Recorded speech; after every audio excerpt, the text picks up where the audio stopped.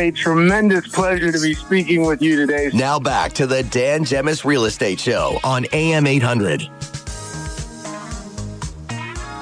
Okay, welcome back, everyone. A reminder, if you are looking to make a move, the Dan Gemus team is always here to help. You can reach out to us 7 days a week at 519-566-5565 or find us on our website at dangemus.com, DANGEMUS.com. We service all of Windsor-Essex County, whether you're in Amherstburg, LaSalle, Windsor, Bell River, Essex, Leamington, Kingsville. We are there to serve you everywhere this side of Chatham. So any questions, reach out to us. We're happy to help. But it's time for our insurance segment with our good friend Chris Gibb from Gibb Insurance Brokers. Hey, Chris, how are you? Very, very good, Dan. How about yourself? Well, very good. I'm sick of the cold. I've had enough of it. I'm ready for the spring. Yes. It feels like it's just been going on forever. It's not going away. It's driving me crazy. We're only in February. Yeah, the cold temperatures we had this week have just taken the last little bit of joy of the winter out of my system. Honestly. I'm ready for 90 degrees and humidity. I'm hearing from various friends that do snow removal this week that they are having a hard time getting salt. They're using so much of it. Isn't that something? Yeah, Well, it's one of those things, you budget for going into the season, and you don't know what it's going to cost you until you're done. So, well, ironically, for those who don't know, Chris Gibb is deputy mayor of the town of Amherstburg.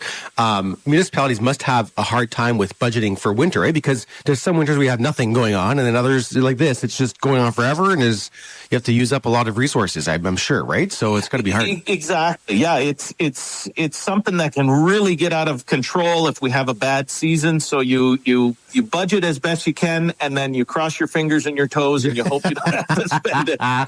Oh my goodness! So listen, speaking of spending, home and auto insurance rates, I feel like all we talk about is how much they keep increasing. Yes, it's happening, isn't it? That's how I spend most of my day. Talking people off the ledge. Oh boy. Yes. So obviously it must have a lot to do with everything happening around the world. Costs are going up, big claims happening everywhere. Am I on the right track? You're exactly right. I mean, one thing that made me think of this topic, I was reading a news report that auto insurance rates have increased 11.6% in Ontario over the past year. Yeah, I believe it. And home insurance premiums have spiked 10.4% in the last quarter of 2024. So it seems like it's a never-ending battle. Are these insurance companies just making more profit though, or are their profit lines kind of staying, on the same line? Are we just getting hosed? Well, I guess I'm asking, are we getting hosed? I'm going to say no. Insurance companies actually, believe it or not, they operate on pretty tight margins. Just like we were talking about your snow budget, when your insurance company sends you a rate for your auto insurance for the year, they have no idea what it's going to cost them until the year is over. Sure. You don't have any claims, they did well. You write off your car at $40,000-$50,000, then they lost a lot of money. So it's a big numbers game, and there's a lot of external factors that really drive the rates. Okay, my next question. You've been doing this a lot of years. How many years have you been at this insurance? 29 years. It'll be 30 years next year. In your 30 years in the insurance business, how often have prices gone down the next year? Sometimes you see that.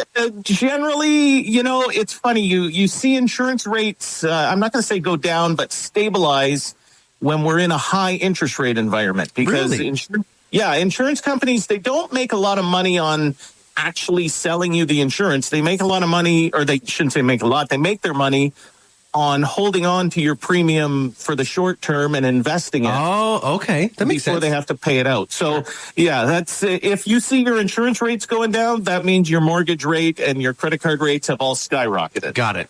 Makes sense. So listen, Chris, I guess the big question of the day is how do we avoid, as much increase as we possibly can?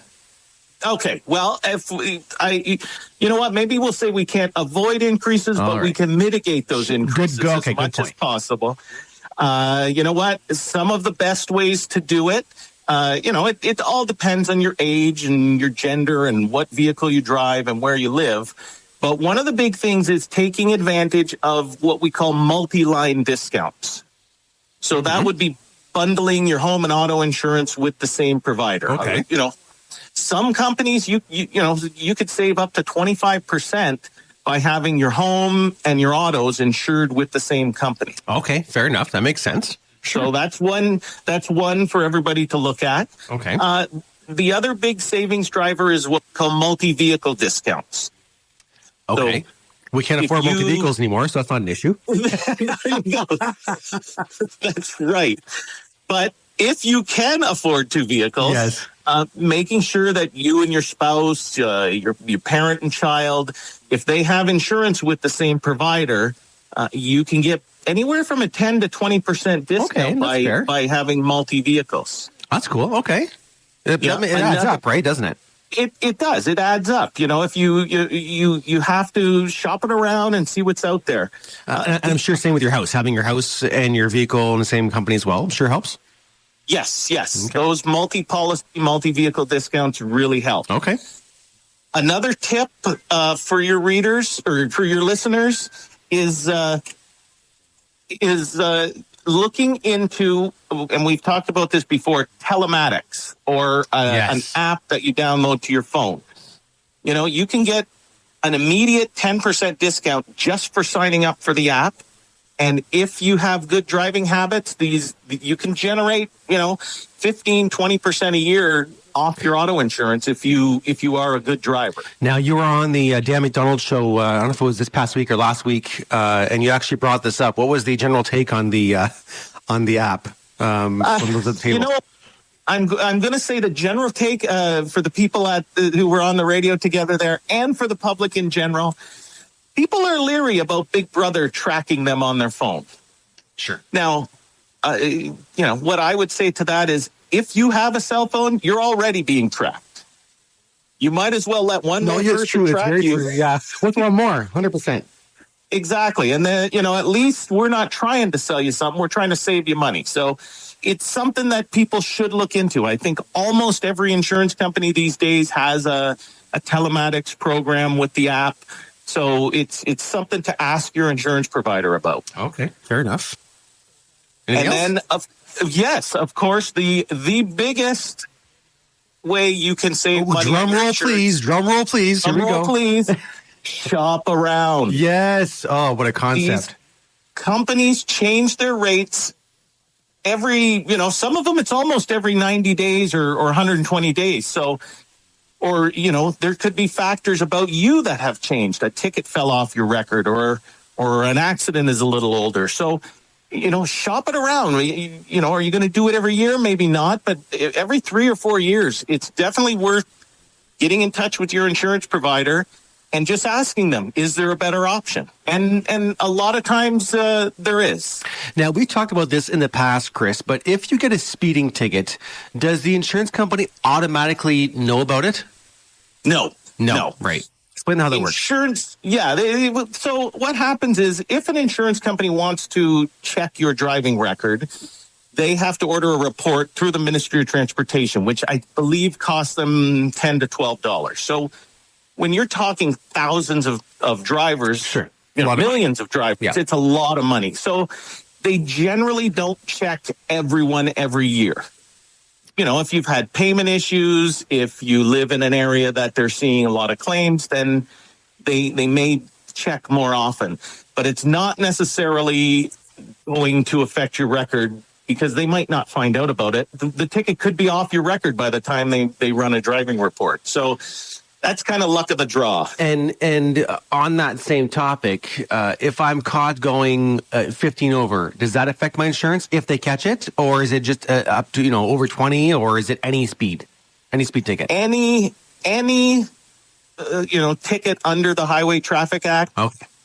It shows up. Generally, one ticket, they're not going to surcharge you, but what they do is they remove your conviction-free discount, which is can be 10, 15%. So do not speed. The other thing is, do put the damn phone down. Oh, no kidding. Yeah. If you get a ticket for using a handheld device, most insurance companies count that as a major violation, which is like a careless drive. I feel like over the last couple of years, we've seen many, just much less people using their cell phones while driving. It's not something you see often anymore, which it's happy to see. Yeah. I think it's. I mean, for the insurance industry, it's almost as destructive as impaired driving as far as costs for insurance claims. So they treat it very, very seriously. And I think the message is getting out there that, don't do it. It's dangerous to everyone else on the road, including you. No doubt. Yes, and the others on the road, for sure. You're right. Now, Chris, I mentioned earlier to those listening, Chris is deputy mayor of the town of Amherstburg. So much news, I feel like, in the last week. And in the headlines here on AM800 was the announcement of the policing situation in Windsor, in Amherstburg. Anything you want to comment on that while I have you on? Or there's probably not much to report just yet, but what can you say about that? Well, I mean, I have to be careful. There's...